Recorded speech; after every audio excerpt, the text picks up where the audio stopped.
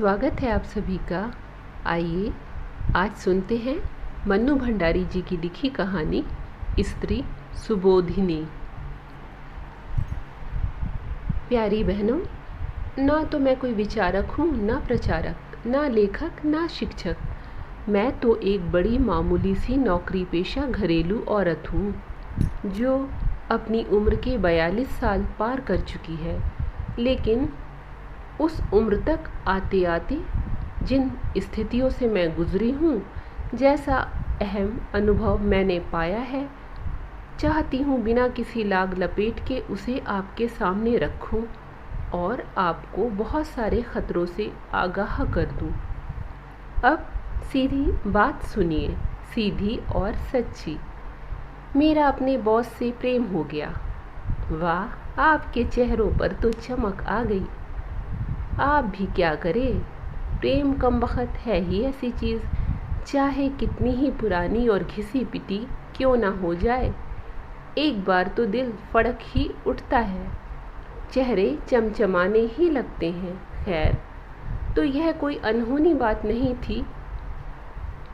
डॉक्टरों का नर्सों से, प्रोफेसरों का अपनी छात्राओं से, अफसरों का अपनी स्टेनो सेक्रेटरी से प्रेम हो जाने का हमारे यहाँ आम सा रिवाज है। यह बात बिल्कुल अलग है कि उनकी ओर से इसमें प्रेम कम और शगल ज़्यादा रहता है। शिंदे नए नए तबादला होकर हमारे विभाग में आए थे, बेहद खुशमिजाज और खूबसूरत, आँखों में ऐसी गहराई कि जिसे देख ले वह गोते ही लगाता रह जाए। बड़ा शायराना अंदाज था उनका और जल्दी ही मालूम पड़ गया कि वे कविताएं भी लिखते हैं। पत्र पत्रिकाओं में वे धड़ाधड़ छपती भी रहती हैं और इस क्षेत्र में उनका अच्छा खासा नाम है। आयकर विभाग की अफसरी और कविताएं है ना कुछ बेमेल सी बात, पर यह उनके जीवन की हकीकत थी। मैं स्थितियों और उम्र के उस दौर से गुजर रही थी जब लड़कियों में प्रेम के लिए विशेष प्रकार का लप लप भाव रहता है। बूढ़ी माँ तीनों छोटे भाई बहनों को लेकर गांव में रहती थीं और मैं इस महानगरी में कामकाजी महिलाओं के एक हॉस्टल में। ना घर का कोई अंकुश था और ना इस बात की संभावना कि कहीं मेरा ठौर ठिकाना लगा देंगे। आखिर मैंने अपनी नाक और आँखों को कुछ अधिक सजग और तेज़ कर लिया। बस ऐसा करते ही मुझे हर नौजवान की नज़रों में अपने लिए विशेष संकेत दिखने लगे और उनकी बातों में विशेष अर्थ और आमंत्रण की गंध आने लगी। तभी भिड़ गया शिंदे। उसके तो संकेत भी बहुत साफ थे, निमंत्रण भी बहुत खुला। लगा किस्मत ने 56 पकवानों से भरी थाली मुझ भुक्कड़ के आगे परोस कर रख दी है। सो मैंने ना उसका आगा पीछा जानने की कोशिश की और ना अपना आगा पीछा सोचने की। बस आँख मूंदी और प्रेम की डगर पर चल पड़ी।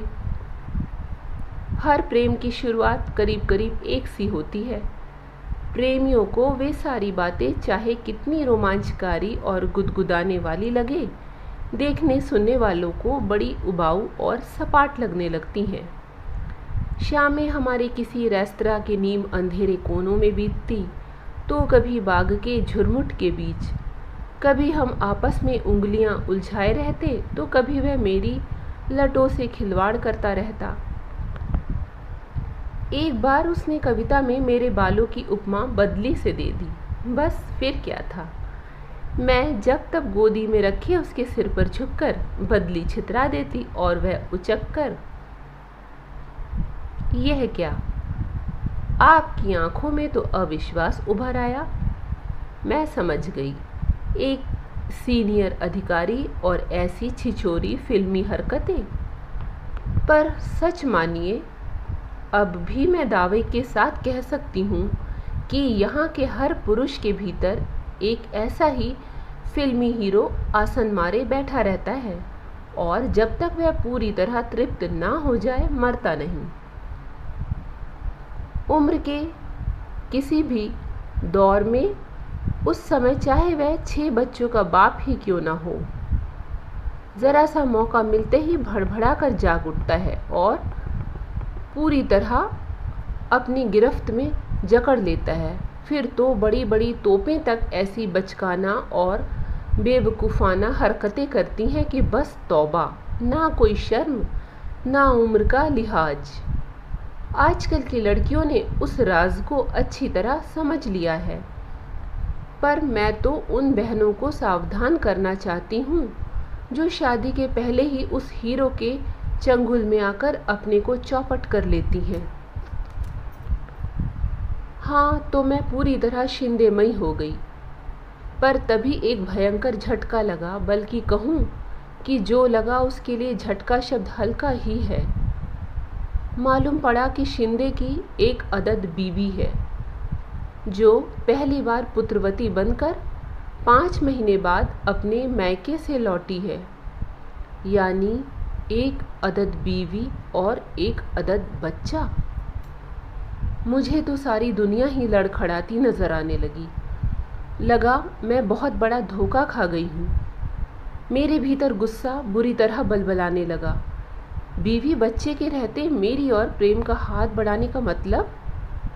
मैंने जब भी उसे घर और घर वालों के बारे में पूछा, वह 3-4 शेर दोहरा दिया करता था जिनका शाब्दिक अर्थ होता था, मेरा ना कोई घर है ना दर, ना कोई अपना ना पराया, इस ज़मीन और आसमान के बीच मैं अकेला हूँ, बिल्कुल अकेला।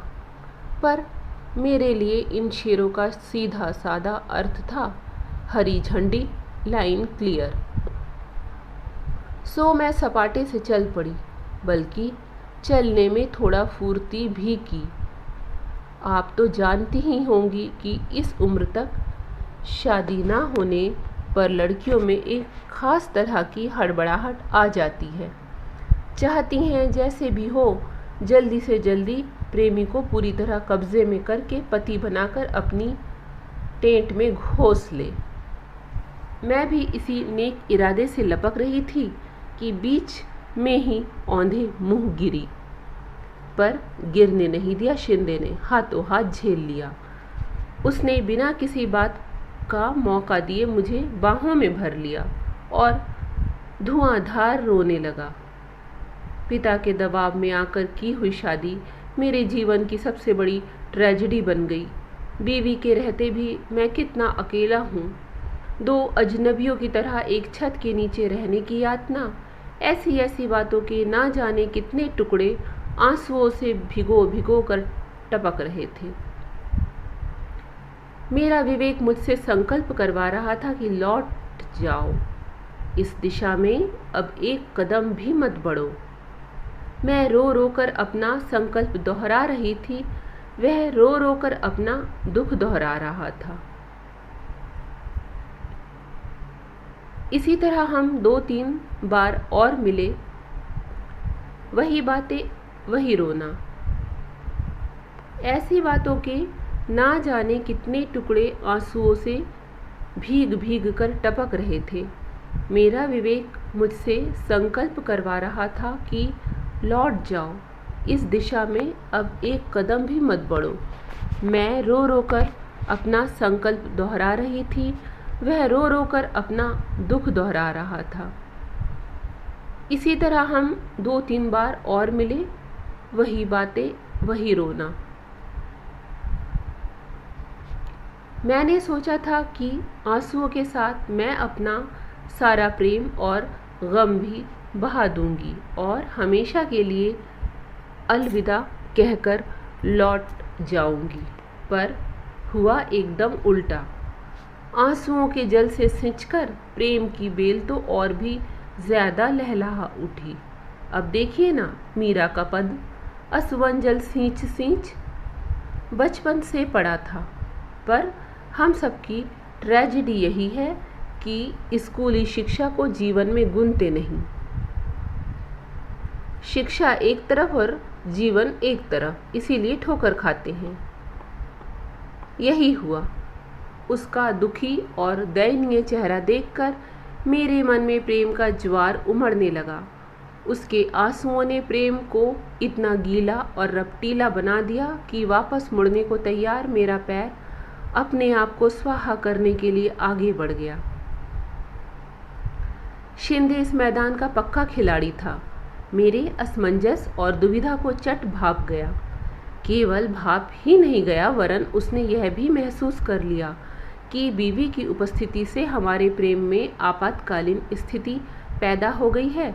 अब यदि इसे बचा कर रखना है तो प्रेम करने के तरीके में एक क्रांतिकारी परिवर्तन लाना होगा। बिना उसके मामला चलने वाला नज़र नहीं आ रहा था। रेस्तरां और बाग बगीचों के बीच तो यह परिवर्तन आ नहीं सकता था, इसीलिए बड़ी शिद्दत के साथ एक कमरे की तलब महसूस होने लगी।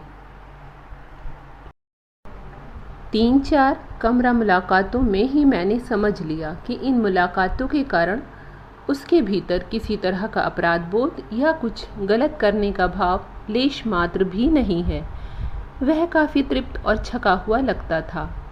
मुझे समझते देर नहीं लगी कि शरीर के स्तर पर भी मैंने अपने को उसके लिए अनिवार्य बना लिया है।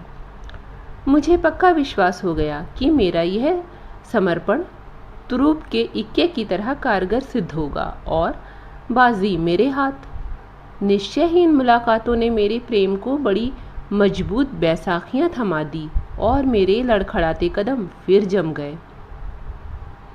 वह मेरे साथ भविष्य की योजनाएं बनाता, पर उन्हें अमल में लाए तब तक के लिए एक मौन समझौता हम लोगों के बीच हो गया। अपना शरीर, अपनी भावनाएं उसने मेरे जिम्मे कर दी और घर, बच्चा, बूढ़ा बाप और सारी पारिवारिक खिचखिच बीवी के जिम्मे। इस विभाजन में मैं कुछ समय के लिए परम प्रसन्न। यों भी इस उम्र में आदमी को सबसे ज़्यादा भरोसा अपने शरीर पर ही होता है। शरीर पा लिया समझो दुनिया जहान हथिया लिया। ऊपर से मुझे वह कभी बातों से तो कभी कविताओं से समझाता रहता कि मन और शरीर की पवित्र भूमि पर ही असली प्रेम पनपता है। घर की चारदीवारी के बीच निरंतर होने वाली खिचखिच में तो वह मरता ही है। मैं समझती रहती और अपने को बहुत पुख्ता ज़मीन पर महसूस करती। वह बातें ही ऐसी करता कि संदेह की कोई गुंजाइश ही नहीं छोड़ता। मुझे पूरा विश्वास था कि एक दिन वह खूंटे से उखड़कर मेरी गिरफ्त में आ जाएगा। बीवी की याद और बात से ही शिंदे अपना चेहरा एकदम मायूस बना लेता और बिना कहे ही मेरे दिमाग में यह बिठाने की कोशिश करता कि बीवी बनते ही औरतें बहुत उबाऊ और त्रासदायक बन जाती हैं, कि रिश्तों में बंधते ही प्रेम नीरस और बेजान हो जाता है, कि सच्चे प्रेमियों को तो हमेशा मुक्त ही रहना चाहिए। बीवी बनने की ललक जब तब मेरे भीतर जोर मारती थी। सच बात है, मुझे तो घर भी चाहिए था, पति भी और बच्चे भी, पर उसे तो जैसे बीवी नाम से ही चिढ़ हो गई थी। कभी कभी तो वह अपनी बीवी के कर्कश स्वभाव और तुनक मिजाजी की बात करते करते रो तक पड़ता। तब मैं लपक कर उसे बाहों में भरती, अपनी होठों से उसके आंसू पोंछती और उसे हौसला बंधाती कि जल्दी ही हम कुछ ऐसा करेंगे कि वह इस दुख से मुक्त हो, कि मैं उसे एक सही सुखद जिंदगी दूंगी। यह आश्वासन उसके लिए कम, मेरे अपने लिए ज़्यादा होता था। दिन सरकते जा रहे थे और अपने प्रेम करने के तरीके में क्रांतिकारी परिवर्तन लाने के बावजूद स्थिति जहाँ की तहाँ थी, यानी कि मैं अपने हॉस्टल के कमरे में बंद, शिंदे अपनी बीवी की मुट्ठी में। आज सोचती हूँ तो अपने पर ही 100 धिक्कार के साथ आश्चर्य भी होता है कि कैसे मेरी बुद्धि पर ऐसा मोटा पर्दा पड़ गया था कि यह भी नहीं सोच सकी कि उसकी बीवी भी आखिर मेरी तरह ही एक स्त्री है, अपने पति के छलावे और मक्कारी की शिकार। पर नहीं, यह तो तब समझ में आया जब उसकी मक्कारी ने मुझे भी तबाही के कगार पर ला पटका। तभी तो मैंने सोचा कि क्यों ना मैं जब तब वहाँ उपस्थित होकर उसके त्रास को इतना बढ़ा दूं कि वह खुद ही इस अपमानजनक स्थिति को नकार कर अलग हो जाए। रकीब को सामने देखकर अच्छे अच्छों के हौसले पस्त हो जाते हैं। फिर अपमान और अपेक्षा की आग में झुलसी इस औरत का हौसला ही क्या होगा। और यही सोचकर आखिर मैं एक दिन शिंदे के घर जा धमकी।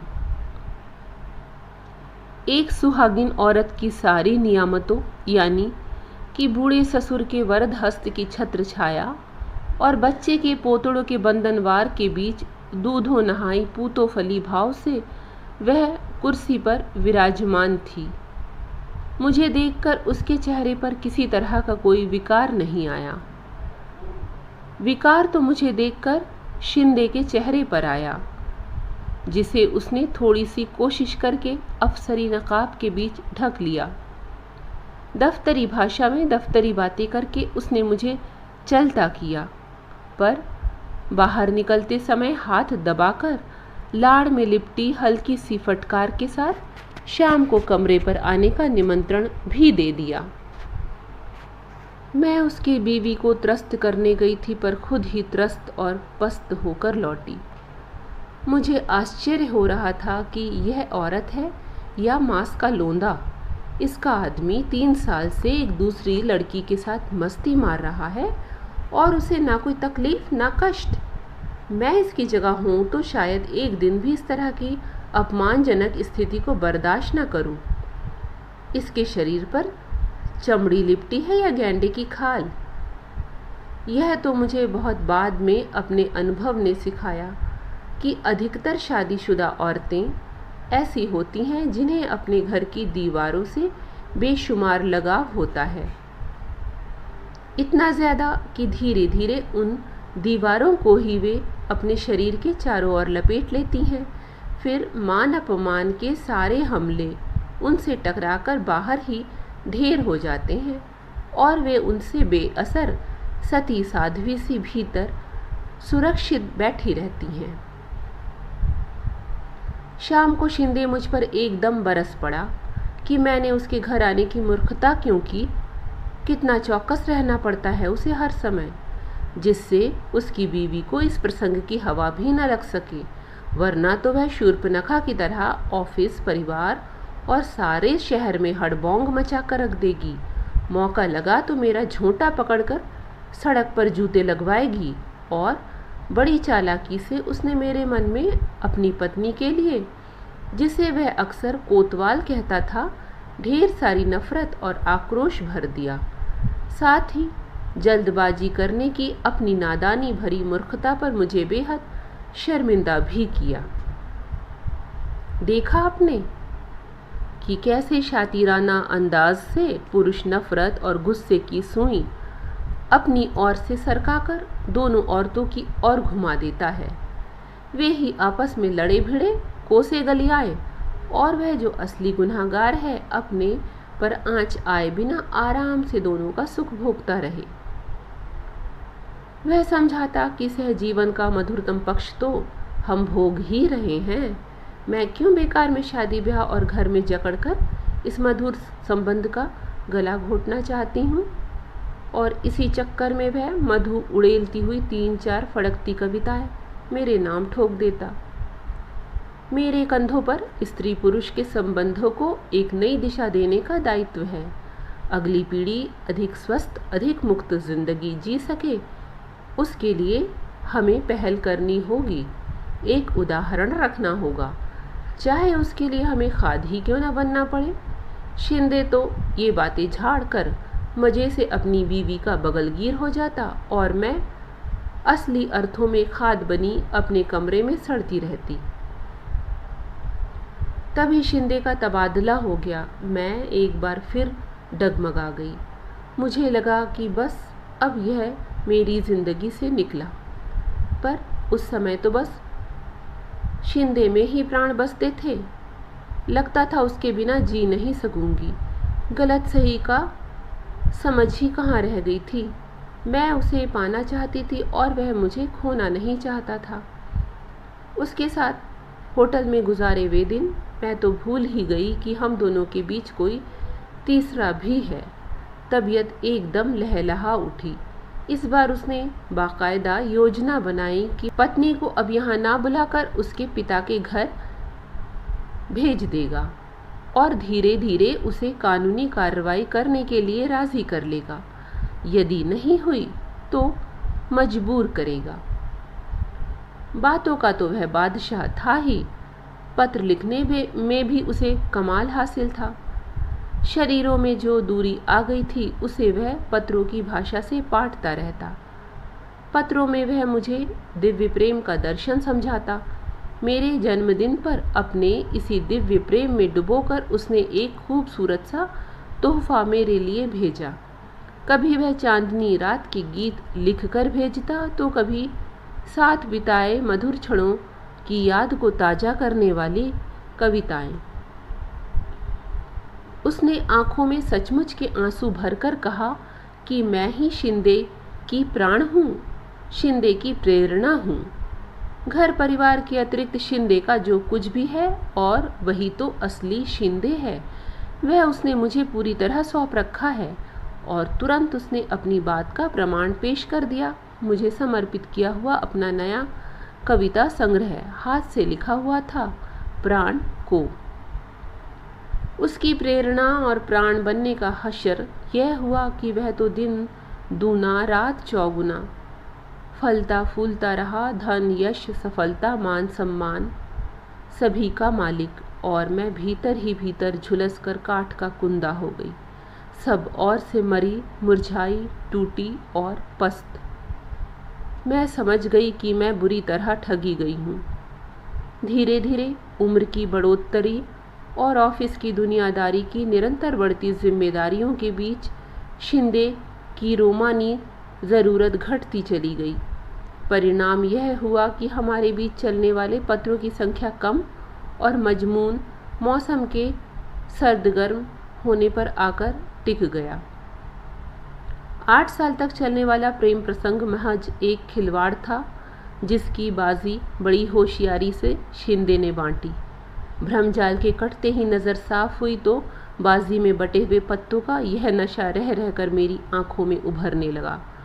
तुरुप का इक्का यानी घर उसके पास, तुरुप का बादशाह यानी बच्चा उसके पास, तुरुप की बेगम यानी बीवी और प्रेम करने के लिए प्रेमिका उसके पास, तुरुप का गुलाम यानी नौकर चाकर गाड़ी बंगला उसके पास। लब्बो लुबाव यह कि तुरुप के सारे पत्ते उसके पास और मुझे मिले उसके दिए हुए छक्के पंजे यानी टोटके की तरह पुड़िया में बंधे दार्शनिक लफ्फाजी में लिपटे हवाई प्यार के चंद जुमले। इन टटपुंजियों पत्तों के सहारे मैं ज़्यादा से ज़्यादा इतना ही कर सकती थी कि ज़िंदगी भर उसकी पूंछ पकड़े रहती और उसे ही अपनी उपलब्धि समझ समझ कर संतोष करती।